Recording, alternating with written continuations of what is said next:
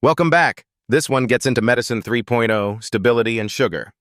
The big question is why we keep waiting for damage before we act, and then somehow pretend dessert and bad shoes are separate problems. The thing that hit me first was the honesty about aging. Like nobody is saying you reverse time and become 20 again. He's basically saying stop acting like decline is one straight line to a cliff. And that is way more useful than the fantasy stuff. The longevity internet loves fantasy stuff, though. That's the problem. Everybody online is apparently going to die at 90 looking like a Marvel extra. Exactly, and he's like, relax, that is science fiction. But the real point is stronger than the hype. You do not have to accept rapid decline as inevitable. That's a huge psychological shift, honestly. Because if decline is gradual, then prevention actually matters early. And it makes you think about muscle like a savings account. Which is funny because most people treat muscle like an aesthetic hobby. He's saying it's survival infrastructure. The non-linear decline part is what scares people, I think. Nothing happens, then suddenly everything happens faster. That is such a rude feature of biology. Biology is never giving you a fair warning, it just invoices you later. And the muscle and activity cliff around the 70s is wild. It makes the whole conversation about exercise feel less like optimization and more like insurance.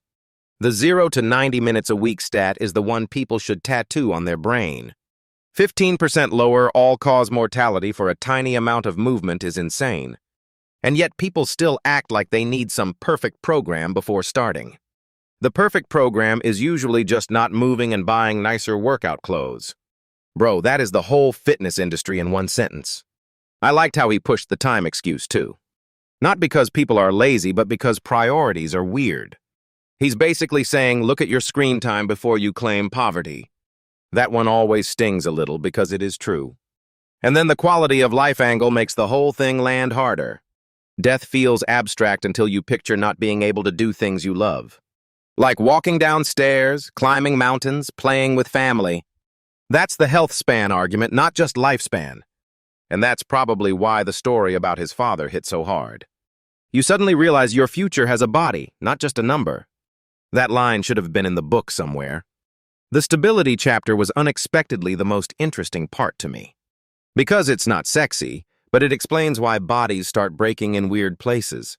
Force transfer sounds technical, but it's basically whether your body leaks energy or uses it well.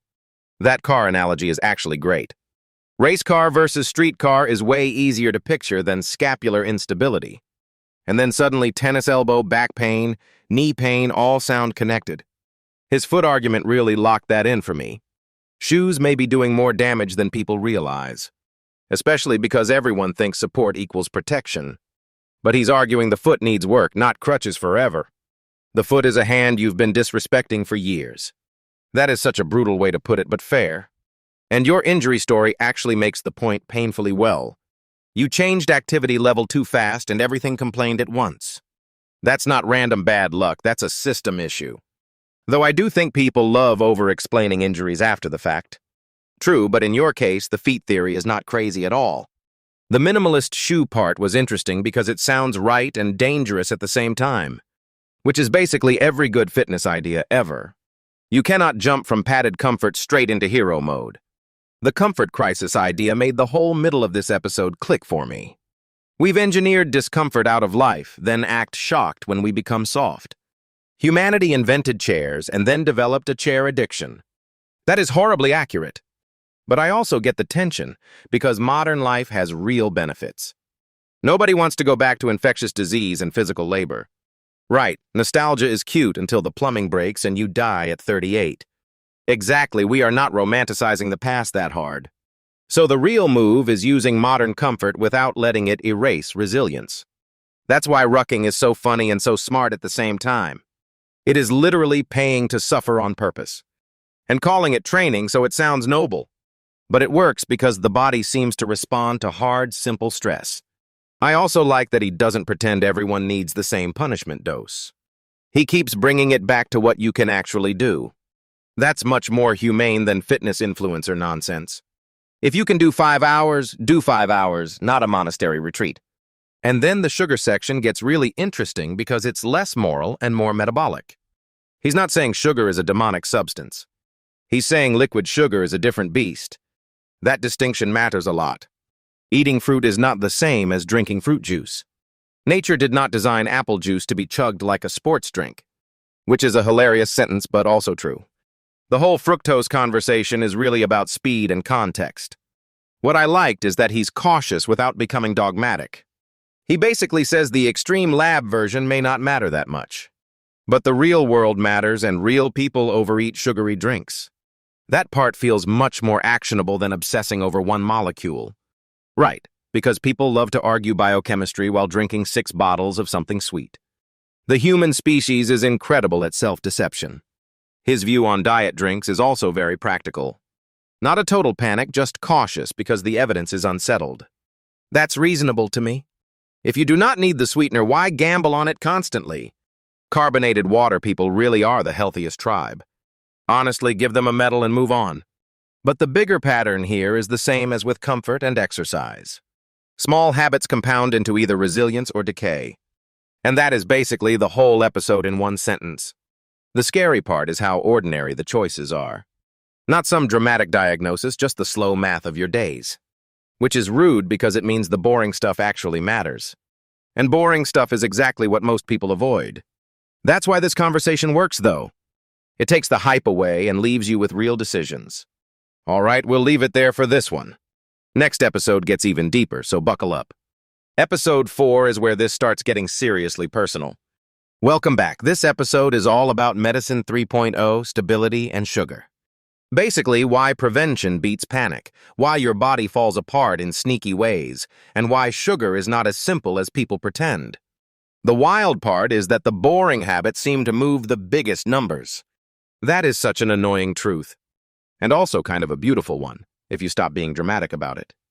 Because the whole point is you do not wait for disease to fully show up. You try to push the cliff farther away. That sounds like a bad travel slogan, but yes. He is basically saying the body does not just decay at one steady pace. It starts drifting, then suddenly gets rude around the later decades. Around 75, the body starts acting like it has a grudge. Exactly, like it has been waiting to do the whole betrayal at once. And that is why muscle mass is not a vanity metric. It is basically future insurance. The whole resistance training point gets stronger when you realize light movement is not enough. People want the easy version, but the body does not care about your preference. The body is the least negotiable thing on earth. What I liked is that he did not promise immortality cosplay. Right, he was basically like, I do not see science fiction in my lifetime. That honesty matters, because a lot of longevity talk gets ridiculous fast. He is not saying aging is fake. He is saying decline is not one giant unavoidable collapse, which is actually a more useful idea. Way less sexy, way more useful. And then the exercise math gets interesting because even a little bit changes mortality risk. 0 to 90 minutes a week is not nothing. 15% is a massive jump for something that sounds almost laughably small. That is why people get stuck on death, but respond better to life quality. Death is abstract until it is not. But being able to carry your own body, your family, your life, that lands differently. The stair story in Bali hit because it was so ordinary. It was not a lab result, it was just a real moment of, wait, can my dad still do this? That is when health span stops being a theory. And then stability comes in, which people barely think about. I mean, that whole force transmission idea is actually huge. Human beings are just elaborate levers with problems. That is an outrageous sentence, but yes. If the force leaks, you do not just lose performance, you get pain. So a bad foot can become a bad knee, and then everybody acts surprised. As if the body loves a mystery. Your injury story makes sense in that framework because the load changed too fast. The insoles may have helped one problem while exposing another. And that is where people get emotional because they want one fix. But he is basically arguing for foot strength, not just foot support. Which sounds almost insulting to modern footwear. Modern footwear deserves the insult sometimes. The idea that shoes can shield you from useful strain is very convincing. And then barefoot or minimalist shoes become a training tool, not a fashion statement. But only if you transition slowly, because people always overcorrect. Humans love a pendulum swing. We go from cushioned prison to barefoot hero in one weekend. Then the calves file a complaint. What I think is powerful is how comfort became the default project of modern life. Better chairs, better shoes, better temperature control, more convenience everywhere. And then we act shocked that our bodies are weaker. It is like never using a door and being offended it sticks. That is actually exactly what we are doing. But the interesting twist is that people are now chasing discomfort on purpose. Rucking is the perfect example because it is so unglamorous. Carrying a heavy backpack uphill for fun is insane behavior, respectfully. But that is why it works, because it feels like work. And once something feels hard in a useful way, people seem to trust it more. Like if it hurts a little, it must be doing something.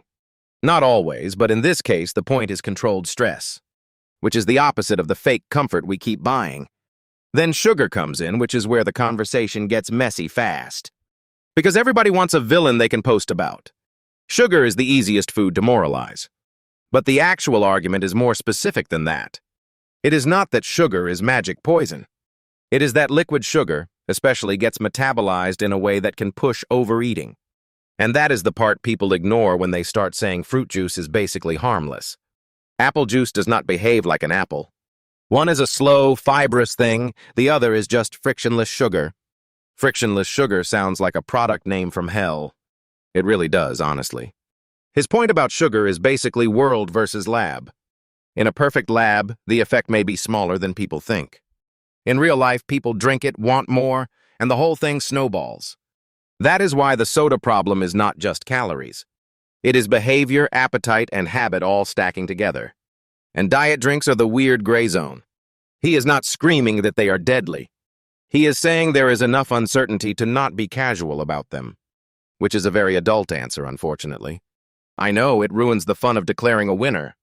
But that is the pattern through the whole conversation, right? He keeps refusing the extreme version of every claim. No immortality fantasy, no total fear of sugar, no magical shoe, no one-size-fits-all exercise plan. Just a lot of honest, compounding choices. That is less exciting and somehow more hopeful. Because it means you actually have leverage. Which is rude again, because now the responsibility is on us. But that is the whole point of Medicine 3.0. Not waiting to be rescued, just getting smarter earlier. All right, that is a strong place to pause it for today. We went from stairs to feet to sugar, which honestly feels right. Next time we get into where this whole thinking collides with identity and ambition. Episode 4 is where it gets even more personal. Welcome back. We are still in Medicine 3.0 territory, and this one is all about prevention, stability, and sugar. It sounds simple, but it gets weird fast once you realize the body is already negotiating with you every day. The wild part is he is not selling immortality, he is selling delay. Which is a much less sexy pitch, but probably the useful one. Yeah, and he keeps hammering that aging is not a flat line, it falls apart in stages. That graph idea is brutal because nobody wants to hear the cliff is waiting later. Everyone thinks they are on a smooth road right until the road is missing. And he is basically saying, do not accept the collapse as destiny. Not by magic, not by supplements, just by doing the boring stuff early. Which is always the answer people hate the most. The resistance training piece really hits because he is not saying move a little, he is saying lift heavy enough to matter. That is where people start negotiating with the universe like, can I just walk more and call it a day? Human beings are incredible at trying to loophole biology. But his point is that the muscle itself changes, and if you do not challenge it, you lose capacity. And then the other thing I thought was sharp is that he does not shame people for being busy. He just quietly calls out the nonsense of saying you have zero time. Which is fair because everyone has 15 minutes they are donating to nonsense somewhere. That 90 minutes a week stat is insane though, because the upside from zero to something is massive. People hear that and suddenly it feels possible instead of punishing. And that is the shift, right? From fear of death to desire for life. He keeps pushing health span over lifespan, and honestly, that is the more human argument. Like, can you climb stairs, travel, play, carry your own body through life? Can you embarrass your kids by being too fit at 80? That should be the real benchmark. The story about the stairs in Bali was so powerful because it was not abstract. It was just one moment where future limitations suddenly became visible. That is what makes this conversation land because it is emotional before it is scientific. And then he drops stability, which feels like the secret chapter nobody thinks about. I mean, most people think stability is some yoga word until their knee starts screaming. Then suddenly everyone is a biomechanics expert. His definition is actually clean, though, transmitting force without injury. So walking, running, even standing becomes a force problem, not just a movement problem. And that car analogy is genius because it makes efficiency feel visible. Race car, street car, and your body is apparently the old sedan with weird alignment issues. Every time you say it like that, I feel personally attacked. But it explains why pain shows up in places that are not the real problem. The ankle, the foot, the lower back, all of it leaks upward. And your injury story made that feel very real because it was not just one thing breaking. It was the whole system reacting to a sudden jump in load. The insole conversation is where people get mad because everyone wants the easy external fix. Humans love outsourcing responsibility to foam. That is such a disgusting but accurate sentence. His point about strengthening the intrinsic foot muscles makes a lot of sense if you think about modern shoes. We cushion everything, and then we act shocked when the foot forgets how to work. It is the same pattern as comfort in general, actually. We remove friction and then lose resilience. Then we buy a book about resilience and act enlightened. We are ridiculous. The comfort crisis idea is scary because it is not about suffering for fun, it is about forgetting capacity. Rucking is the perfect example of that because it is deliberately uncomfortable on purpose. Carrying half your body weight for a day sounds unhinged. It sounds like a punishment invented by a very fit villain. But I get the appeal, because modern life lets you avoid effort so completely. So people start craving the thing that makes them feel alive again. And that ties into the bigger point that abundance creates a responsibility problem. We have more food, less movement, less necessity, but the body still expects a price. Which is why this whole comfort-hunger swing keeps showing up in fitness culture. Every generation thinks it discovered suffering and then calls it a lifestyle. That is a great sentence and also deeply rude. Then we hit sugar and suddenly everybody gets morally dramatic. Because he does not call it poison, but he definitely does not romanticize it either. The distinction between glucose and fructose matters way more than people realize. And the liquid form seems to be the real trap, not the occasional dessert.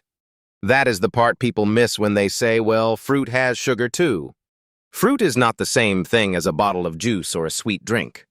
The fiber, the water, the pace of absorption, all of that changes the game. Nature really did not design a loophole around a glass. That is actually so true, though. What I like is that he sounds realistic about it, not evangelical. He will have dessert on vacation and still say the daily habit is the issue.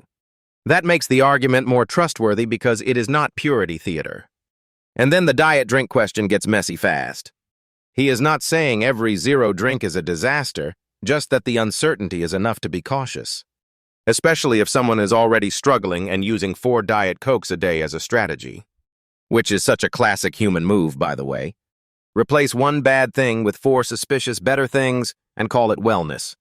That is why I think his approach works, because he keeps bringing it back to patterns. Not one villain food, not one miracle habit, just compounding direction. Tiny choices, repeated long enough, become your future body. And that is kind of the whole point of Medicine 3.0. All right, that is a strong place to pause it for today. We went from stairs to feet to sugar, which honestly feels right. Next time we get into where this whole thinking collides with identity and ambition. Episode 4 is where it gets even more personal. See you there. Welcome back. This one is about prevention, stability, and why sugar is such a messy villain. Also, yes, we are still pretending stairs are a personality test. What hit you hardest here? The longevity stuff or the training stuff? The honesty, because he refuses the science fiction fantasy of endless youth. That was refreshing, honestly, because so much longevity talk gets goofy fast. Right, nobody is becoming 40 at 90 anytime soon. Sorry, Internet. That line alone probably saves people from buying 3 supplements they do not need. But he is also saying decline is not a cliff from day one. It is more like a curve that gets uglier with each decade. Exactly. And that makes prevention feel less abstract and more urgent. Which is rude, because the body really waits until later to cash the bill. It is the worst payment plan ever invented. What I liked is that he keeps bringing it back to function, not vanity. Like, can you play with your kids, climb stairs, hike, carry stuff? That is health span, not just lifespan. And the father story really lands because it is so ordinary. One day you realize a simple trip becomes impossible for someone you love. That is when aging stops being an idea and becomes a family event. Then stability was the sneaky one because most people never think about it. He is basically saying force has to go where you want it to go. And if the force leaks, your knee, hip, back all start complaining. Your body becomes a bad car with alignment issues. A race car with one wheel doing its own thing. The foot part was wild to me because it feels so basic. But basic is where people get wrecked, especially with shoes and insoles. I did like his pushback that support is not always the answer. Sometimes the foot just needs to get stronger again. And that is annoying advice because it is not glamorous. Nobody wants the miracle fix to be barefoot calf raises. The content is awful, the result is great. The comfort crisis angle is huge too, because modern life trains weakness. We sit more, cushion more, automate more, and then act surprised. Then people buy a weighted backpack and call it civilization. Rucking is basically emotional damage with good posture. But I get it, because discomfort becomes a hobby when comfort is everywhere. That is such a weird modern paradox, but it makes sense. Sugar was the other big one, because everybody wants a clean villain there. And he does not give them that simple answer. He basically says the issue is less sugar as a molecule and more how we use it. Liquid sugar is the real trouble because it hits fast and disappears fast. So the apple is not the soda, even if both have fructose. Nature does a slightly better marketing job than soft drinks. A shocking brand advantage for the apple. I also thought the diet drink part was mature because he is cautious without panic. Basically, if you do not need the risk, why flirt with it? That is kind of the theme of the whole episode. You do not need perfect choices, but you do need fewer careless ones. Exactly, and that is a much more usable message than perfection. All right, next time we get into where this thinking meets identity and ambition. Episode 4 gets more personal and honestly more dangerous. See you there.